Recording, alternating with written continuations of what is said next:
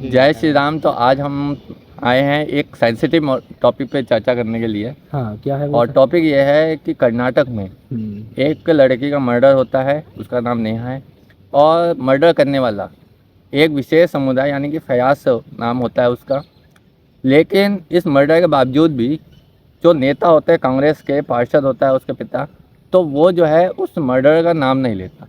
क्या ऐसी मजबूरी रही होगी कि उस पिता ने उस विशेष समुदाय के उस लड़के का नाम नहीं लिया जिसकी बेटी का मर्डर हुआ? ठीक है। ऐसा क्यों हुआ हो? ऐसा क्यों हुआ होगा?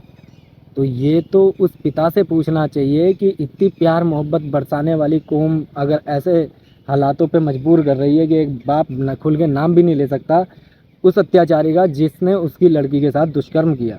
तो एक पार्टीवाद से ज़्यादा इसके बारे में मैं कुछ सोचता ही नहीं हूँ, क्योंकि एक जब आप पार्टी की गुलामी कर लेते हो ना, सपोर्ट नहीं गुलामी कर लेते हो, तो फिर आप सही गलत का अंतर जो है वो भूल जाते हो। और ऐसा ही कुछ हुआ है इस केस के अंदर कि ये एक पार्टी का वोट लेने के चक्कर में, है ना, मुस्लिम कम्युनिटी का वोट लेने के चक्कर में आरोपी का नाम भी नहीं ले पा रहे हैं। ये इनकी मजबूरी है। अच्छा, देखने वाली बात यह है कि कर्नाटक में जो सरकार है वो भी कांग्रेस की है, यानी पुलिस प्रशासन जो है वो कांग्रेस के अधीन है। तो ऐसे में तो ये कार्यवाही बहुत जल्दी हो जानी चाहिए थी। लेकिन मैं देख रहा हूँ 1-2 दिन हो गए, लेकिन अभी तक कोई ऐसी कार्यवाही की न्यूज़ आई नहीं है। ना सोशल मीडिया पे आई है, ना मेन स्ट्रीम मीडिया ने कुछ दी है। भैया तो किसी मीडिया पर कोई न्यूज़ नहीं आएगी, क्योंकि एक नारा इन्होंने बुलंद किया था पिछले चुनाव में, लड़की हूँ लड़ सकती हूँ। आज वो लड़की कहीं धरातल पे दिखाई नहीं देगी। कितनी ही लड़कियों के साथ बलात्कार हो जाए, कुछ भी हो जाए, लेकिन उस लड़की का आपको नामो निशान कहीं दिखाई नहीं पड़ेगा। सिर्फ चुनाव के समय में वो लड़की निकलती है और सिर्फ अपने मुद्दों तक सीमित रहती है। बाकी पब्लिक के मुद्दे क्या है, पब्लिक को क्या परेशानी है, उस लड़की को कोई मतलब नहीं है। बंगाल के अंदर इतनी औरतों के साथ नरसंहार और उनके साथ अत्याचार हुआ, आज तक उस लड़की का नामो निशान नहीं मिला जो कहती थी लड़की हूँ लड़ सकती हूँ। ठीक है, तो ये बात तो बिल्कुल कोरी कल्पना है कि कांग्रेस अत्याचार के खिलाफ लड़ेगी या लड़कियों पे होने वाले अत्याचार के खिलाफ बोलेगी। तो आपने बंगाल का जिक्र किया। बंगाल में एक घटना हुई थी संदेश खली की। पूरे देश ने वह मतलब उसकी निंदा भी हुई थी बहुत बड़े स्तर पर। वो कंट्रोवर्शियल मामला बन गया था। ठीक है, पूरा देश हिल गया था उस घटना को सुन करके, लेकिन उसके बावजूद भी किसी बड़े नेता का इस पर कोई बयान नहीं आया। ठीक है, लेकिन वही अगर हम कहें कि यदि कोई एक विशेष समुदाय की हत्या हो जाती है और करने वाला बहुसंख्यक होता है, तो सारे नेता जो है उसी के पीछे जो है उसी घटना के पीछे लग जाते हैं। लेकिन संदेश खली जैसी घटना होती है, इस मामले में इस जैसी घटना होती है, तो कोई भी विपक्ष का नेता बोलने को तैयार नहीं होता। भैया सारा मामला जो है ना वो वोट बैंक पे अटका हुआ है। आप बात समझो, कौन सी पार्टी का कौन सा वोट बैंक है। तो जिस पार्टी ने जो वोट बैंक बना रखा है वो उस पार्टी के खिलाफ नहीं बोलेगी। ठीक है, चाहे उस पर कितने ही अत्याचार हो जाए, चाहे वहाँ की जनता कितने ही जुल्मों से सारोबार हो, लेकिन वो उस चीज़ पर कभी भी अपनी राय नहीं रखेगी, ना ही कभी खुल करके एक बड़े मंच से कोई ऐसी घोषणा या ऐसी बात करेगी कि जिससे उन्हें आने वाले चुनाव में घाटा हो, मुनाफा ना हो, है ना, उनका वोट बैंक घट ना जाए। इसी वजह से आपने कई जगह पर ये देखा होगा कि मुस्लिम बहुल एरिया में भी या बहुत से मुस्लिम कम्युनिटी के लोग ऐसी गिरी हुई हरकतें करते हैं और उसके बाद भी कांग्रेस जैसी पार्टियां उस पर टिप्पणी करने से भी बचती है। सही गलत की तो बात छोड़ दीजिए, टिप्पणी करने से भी बचती हैं। तो सोचो कि अगर ऐसी पार्टी सत्ता में आती है तो वो आपको न्याय कैसे देगी, आपका न्याय कहाँ तक सुरक्षित हाथों में है, ये आप खुद सोच सकते हो। तो इन घटनाओं से अपराधियों के हौसले बुलंद नहीं होंगे? तो आज तक अपराधियों के हौसले बुलंद थे जब तक कांग्रेस की सरकार थी। आपने बसों में, मैंने तो खुद देखा, बसों और ट्रेनों पे लिखा रहता था किसी भी लावारिस वस्तु को हाथ ना लगाएं, उसमें बम हो सकता है। ठीक है ना, ये बहुत साफ साफ इन्फॉर्मेशन लिखी रहती थी। लेकिन कांग्रेस की सरकार सत्ता से जाने के बाद कितने बम विस्फोट देश के अंदर हुए, जरा ये बताइए। चुनाव आने से पहले ही बम फूट जाता था देश के अंदर, जैसे ही चुनाव आने वाले होते थे उससे पहले कोई ना कोई बम विस्फोट देश में हो जाता था। वो सिर्फ इस वजह से होता था क्योंकि सामने चुनाव है और कांग्रेस को वोट चाहिए होता था, पब्लिक की सिंपैथी चाहिए होती थी। लेकिन आज तक उन आतंकवादियों पर कांग्रेस ने कोई कार्रवाई नहीं की, उनके हाथ कभी नहीं बांधे। क्यों? क्योंकि आतंकवाद कांग्रेस का बी पार्टी है, समझ गए। इधर कांग्रेस कुछ करती है तो आतंकवादी एक्टिवेट हो जाते हैं। जैसे ही कांग्रेस सत्ता में आएगी, आप देखो देश के अंदर एकदम से दंगे बढ़ जाएंगे, चोरी चकारी लूट फसाद ये सारी चीज़ें बढ़ जाती हैं। और जैसे ही कांग्रेस पावर से चली जाती है, अब योगी बाबा का डंडा चला तो ये सारे अपराधी कहाँ गायब हो गए? ऐसा तो है नहीं कि ज़मीन में समा गए होंगे एकदम से, कहीं ना कहीं गए होंगे ना। ये सारे के सारे शिफ्ट हो गए बंगाल की तरफ, ठीक है, क्योंकि बंगाल में बिल्कुल खुला चलता है, खुले तौर पर ये चीज़ चलती है। कन्वर्टेशन वहाँ पर होती है, मारपीट वहाँ पर होती है। अगर आप तृणमूल कांग्रेस को छोड़कर किसी और पार्टी की बात भी करते हैं तो आपके घर फूंक दिए जाते हैं, बच्चों को यतीम कर दिया जाता है, आपका पता नहीं लगता कि आप इसी धरातल पे हैं या किसी और धरातल पर चले गए। तो ये हालात हैं बंगाल के। आप आगे का भविष्य खुद तय कर सकते हो। आपने कहा कि भाई कांग्रेस के राज में ऐसा होता है, तो एक घटना जो है मणिपुर की भी है, हाँ बिल्कुल है। उसमें तो कांग्रेस नहीं थी। हाँ बिल्कुल तो कांग्रेस नहीं थी। फिर आप कैसे कह सकते हैं कि भाई कांग्रेस ही ऐसा करती है? वहाँ तो भाई बीजेपी सरकार थी जब हुआ था ऐसा। हाँ बिल्कुल सही बात है, आप सही कह रहे हो, लेकिन आप मुझे एक बात बताओ, वो पूरा प्रकरण क्या था? सिर्फ हाईलाइट मत दिखाओ जनता को, पूरे प्रकरण पे बात करो कि वो दंगा हुआ किस वजह से था, ठीक है ना। आप एक बात बताओ, जनता कहूँ मणिपुर वालों को या क्या कहूँ कि उन्हें हाथ में हथियार उठाने पड़ गए, तो आप सोच सकते हो कि उस जनता की मानसिकता क्या होगी जिसने हाथ में हथियार उठा लिए हों। एक दिन में, एक रात में कोई हथियार नहीं उठाता, इसके लिए बहुत पहले से प्लानिंग करनी पड़ती है, ठीक है। और ये प्लानिंग बीजेपी से भी पहले से चलती आ रही है, जिस समय कांग्रेस का राज हुआ करता था। ये सब एक रात की खिचड़ी नहीं है कि एक रात में घोटी और आपको परोस करके सामने रख दी। ये प्लानिंग बहुत पहले से थी, जिसका खामियाजा बीजेपी को सरकार में रहते हुए उठाना पड़ा, और जिसे बहुत अच्छे तरीके से विपक्ष ने भुनाया भी। बार बार ये बात कह करके मणिपुर की महिलाओं के साथ जुल्म हो रहा है, तो वहीं बंगाल की महिलाओं को क्यों नहीं देखा जाता? राजस्थान की औरतों को क्यों नहीं देखा जाता? क्या ये हमारे देश की महिला नहीं है?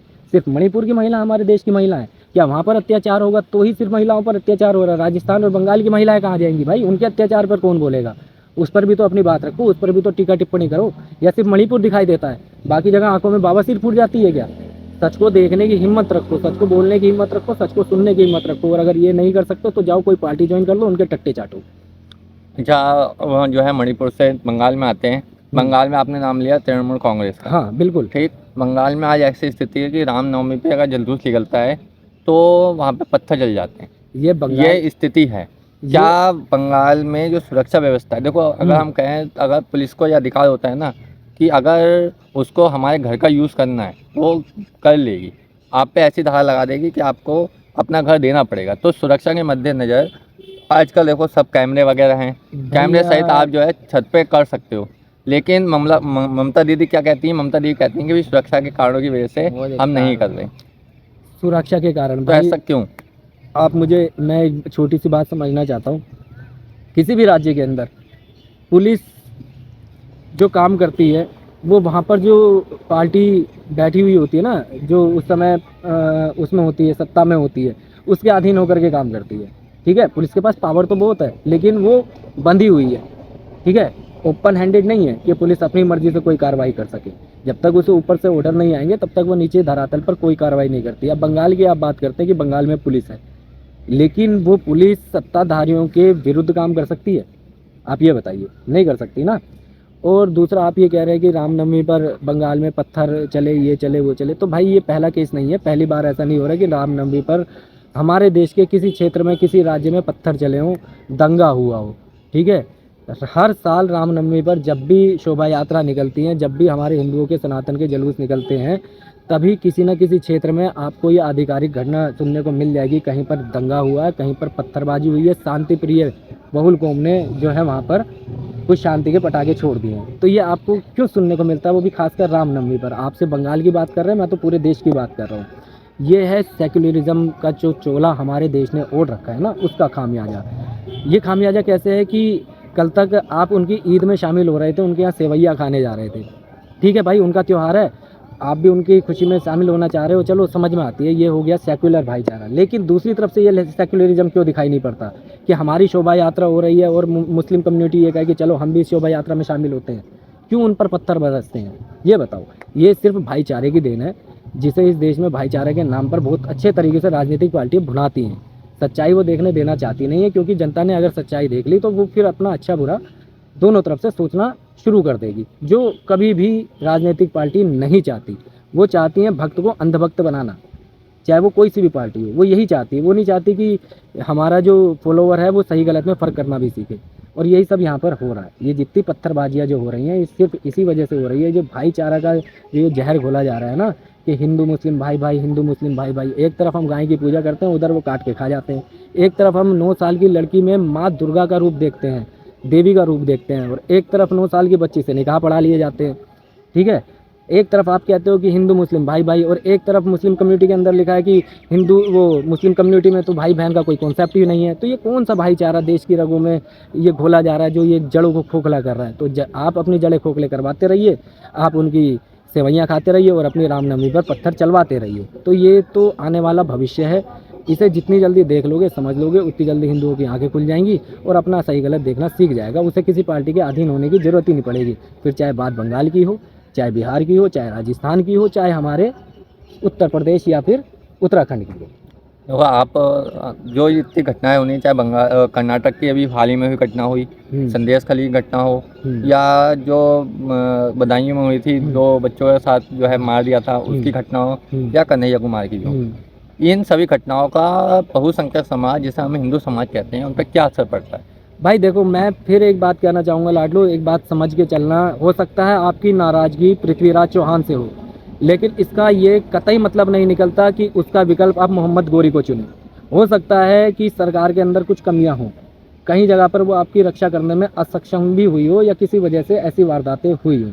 तो इसका मतलब ये नहीं कि आप विपक्ष में, देखो हिंदू जो है ना, उस गाय की तरह है जो अपने मालिक से नाराज़ होने के बाद सीधा कसाई के पास चला जाता है। और ऐसा ही कुछ आपको यहाँ पर देखने को मिल रहा है। ये जो कुछ घटनाएं हुई है, ये हिंदुओं के मन में जहर खोलने की बात है कि आप इस राष्ट्रवादी पार्टी को छोड़ करके दूसरी पार्टी की तरफ चले जाइए, वो आपकी सुरक्षा करेगी। अगर वो इतनी सुरक्षा करने में सक्षम होती तो आज धरातल पर उसका नाम मिटने की कगार पे ना होता, आज राजनीतिक मीम ना बन रहे होते इन पार्टियों के ऊपर। आप देख रहे हो आज कांग्रेस सत्ता की दौड़ में कहीं कोसों मील पीछे रह गई है, दौड़ में तो है ही नहीं, अपनी धरातल तक नहीं बचा पा रही है। इसका क्या कारण है? इसका कारण है हिंदुओं के दिमाग में जो उसने जहर घोला था, मुसलमान कम्युनिटी को जो उसने इतना पीसफुल बताया था, और आज वही पीसफुल कम्युनिटी कहीं भी काट देती है। देखो मच्छरों के भी काटने का एक समय होता है, ठीक है, लेकिन इन जिहादी कीड़ों का काटने का कोई समय नहीं होता। ये आपको कब, कहाँ, कैसे और किस तरीके से काट देंगे ये आपको भी पता नहीं लगेगा। तो इससे पहले ये आप पर काटें या आप पर हथियार उठाएं, उससे पहले अपनी सुरक्षा करना सीख लो, अपनी आंखें खोलना सीख लो, इनके खिलाफ बोलना सीख लो। और अगर नहीं बोल पाओगे तो काटे तो तुम फिर भी जाओगे, क्योंकि इनकी नज़र में हम सब काफिर हैं। कोई इनके खिलाफ लड़े वो भी काफिर, और कोई इनके खिलाफ ना लड़े वो भी काफिर। तो जब हम सब काफिर हैं तो कटना तो हम सबको है। हमें पता है कि हम इसलिए कटेंगे क्योंकि हम विरोध कर रहे हैं, और तुम इसलिए कटोगे क्योंकि तुम इस गलतफहमी में हो कि ये भाईचारा बना रहेगा, लेकिन कटना सबको है। तो बहुत बहुत शुक्रिया। आज की वीडियो कैसी लगी आप हमें नीचे कमेंट में बता सकते हैं, और फिर ऐसे टॉपिक के साथ फिर आएंगे, तो चैनल को सब्सक्राइब करें। आपसे फिर मुलाकात होगी। जय श्री राम। राम राम।